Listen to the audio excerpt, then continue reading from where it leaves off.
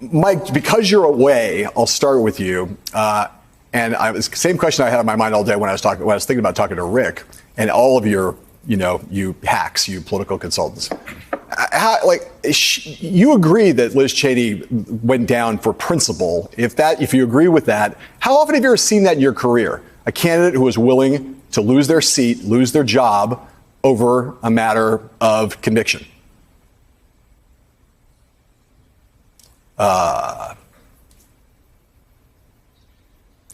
Hey, Mike, you're muted. Your sound's mute. You're muted on whatever your device you're using. There's nothing worse than watching you pantomime, Mike. There we go. It's like reverse karaoke or something. Go ahead. Start over. Can you hear me now? Yeah. No, there have been a ton of them. It's a very thin book of history of courageous folks who've stood up. We're seeing a bumper crop right now because we had a bunch of members who voted for impeachment who are either forced to retire, like a Fred Upton, or beat, like Peter Meyer in Michigan. That one with an assist from the D-Trip. So it's rare, and she is a hero. You said, you tweeted out, Mike, today, a gloomy day. I knew Liz Cheney would lose, but I thought the margin would be a bit closer. Not tight, but not this big ugh. What conclusions do you draw from the fact that this really was a landslide? Well, I think two things were working, and I think the main one was if you are in a Cheney-esque position where you voted for impeachment and you led January 6th, the light of truth, you're a party enemy now in the crazy GOP we have. But what also happened was the Cheney people made a strategic calculation. I'm not going to criticize it because it might have been exactly the right one, which is to play the national politics here. They pretty much pulled out of Wyoming. They didn't run ads attacking Hagman. She was not on the ground that much. They did have security concerns about her, which were legit, but they didn't think they could win, so they moved their battle, and they're going to keep it national. And I think that probably widened the problem. I've talked to folks in Wyoming who've told me, yes, she wasn't here. Even the people who kind of wanted to give her a hearing were insulted by the lack of campaign. Wouldn't have changed the outcome, and I think they knew that. So now we're going to have Cheney's going to fight nationally, and that's what all the press buzz is about today. The question is, how does she do that and have any grip in the party we have right now? If she ran for president today, it would be pretty grim in a Republican primary. The question is, will we post midterms have a different environment in the GOP that can make it a real campaign? We will get to that question because it is, to me, the question of the hour. But Rick, I go to you, another apostate Republican strategist. Mike makes the point. There are some other people who voted to impeach Donald Trump and have paid a price. There's nobody like Liz Cheney, though, and I want to play. This is how much Liz Cheney was like, I'm all in. I'm not just going to vote for impeachment and then kind of try to lay low. She has just been as harsh as anybody in the country attacking Donald Trump, both harshly and with a lot of kind of moral gravity and seriousness. Let's play a little mashup here of Liz Cheney on Donald Trump this past year. I will not sit back and watch in silence while others lead our party down a path that abandons the rule of law and joins the former president's crusade to undermine our democracy. It's absolutely clear that what President Trump was doing, what a number of people around him were doing, that they knew it was unlawful. I say this to my Republican colleagues who are defending the indefensible. There will come a day when Donald Trump is gone, but your dishonor will remain. A man as dangerous as Donald Trump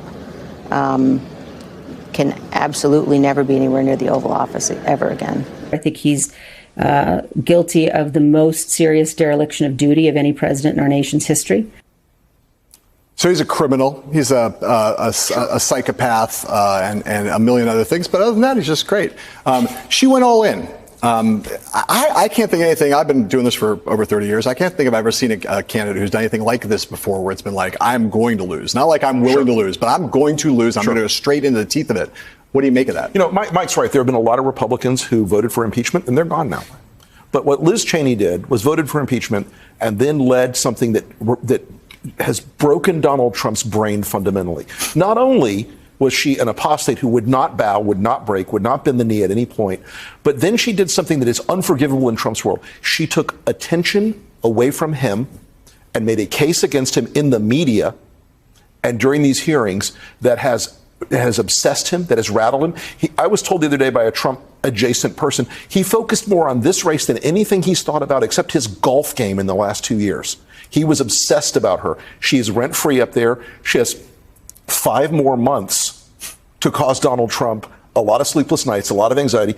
And look, she's really upped the game here and showed Republicans that, if you stand against him, you'll take a hit, you'll take pain, but you'll come out as a stronger character in the national field. She's there rent-free, and luckily for all of us, she has a long-term lease. At least it goes all the way to January. Mara, speak to that.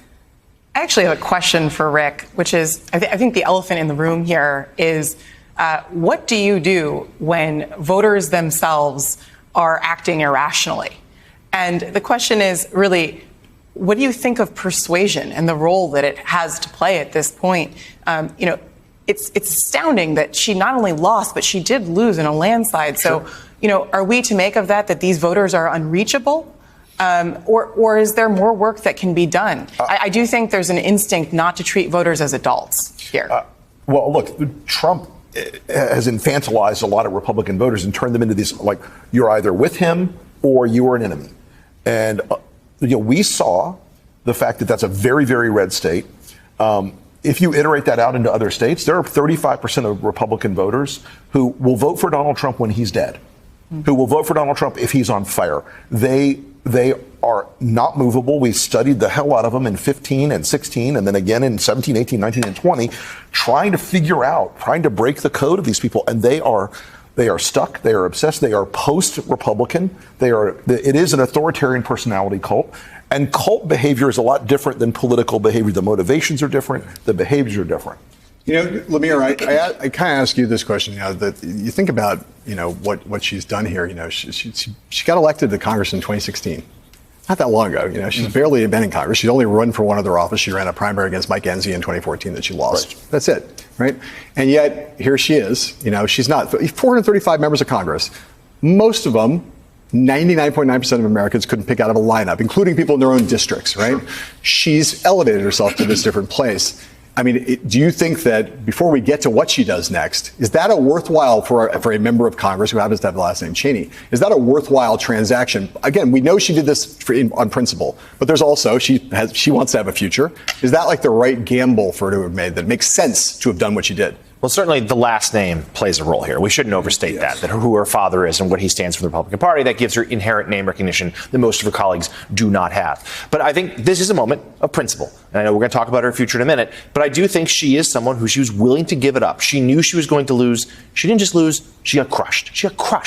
But she knew that was coming, and she was willing to accept it because she wanted to go down defending the Constitution. And it's not just she took a role in the January 6th committee, she's a vice chair. She's helped leading the committee. She was the most powerful voice in the hearings so far. She was the point person on what was and will continue a really stunning and surprisingly effective takedown of Donald Trump. One that really resonated this summer more than I think most people thought would. And I do think, at least in her short term, she does have this seat in Congress for a few more months. And we're going to hear from that committee at least 2 more times, maybe more. Some news today that Mike Pence might even testify in front of it. He let that door open for the first time. There could be a lot more to be done there before she gives up the office. Maura, I want to come back to this thing because it's really important. We haven't had a chance to talk about this, I think, since it all happened. The 1-6 committee, the conventional wisdom was it wasn't going to go anywhere. It was going to do anything. She joined it. It was moribund. By the time they got to the hearings would be just like previous impeachment hearings.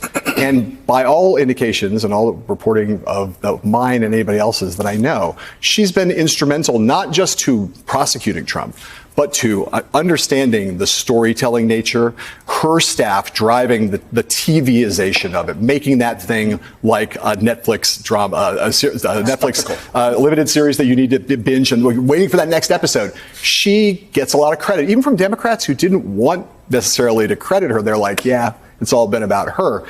Do you think that is going to, the kind of skills she laid out that she's shown in that are the kinds of things that will last and will help her whatever she wants to do next? I do. She's forging a third way, and a really important one. And I think that's important. But it's also it's ironic, right? Because you never would have expected this from somebody with the name Cheney. But at the end of the day, she kind of lent the Republican talent for storytelling to the January 6th committee.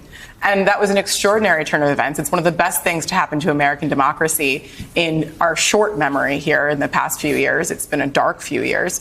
And I think she does have clearly national ambitions. The real challenge for her is going to be, who is her voter base? It's not going to be Democrats who disagree with her on every policy item under the sun. And it's not going to be the Republican primary voters. So, she may have a while to wait.